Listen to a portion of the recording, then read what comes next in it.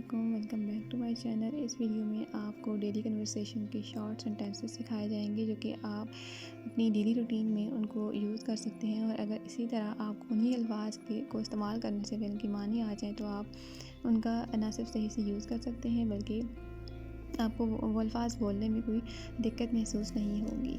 तो इसी तरह इंग्लिश लैंग्वेज में बहुत से ऐसे शॉर्ट सेंटेंसेस होते हैं जो कि हम रोज़मर्रा की बोल चाल में या डेली रूटीन में हम उनको यूज़ कर रहे होते हैं।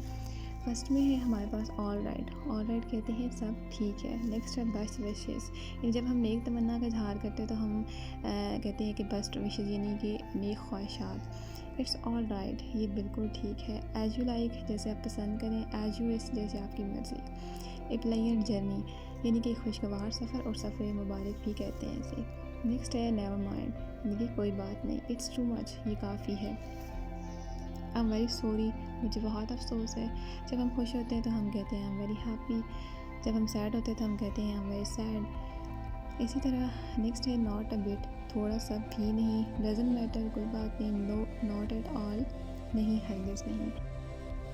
How can I do this, यानी कि ये एक क्वेश्चन है और इसमें कहा जा रहा है कि how can I do this,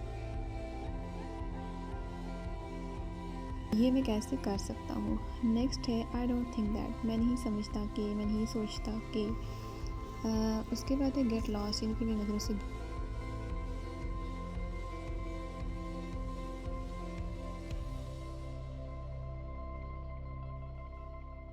you will get player सून, तुम जल्द खुशी पाओगे। डोंट हेसिटेट, हिचकिचाओ मत। यू नीड नॉट वरी, यानी तुम्हें परेशान होने की ज़रूरत नहीं। डोंट वरी अबाउट मी, यानी जब हम किसी दूसरे बंदे को कहते हैं कि आप मेरी वजह से परेशान ना हो तो हम ये यूज़ करते हैं डोंट वरी अबाउट मी।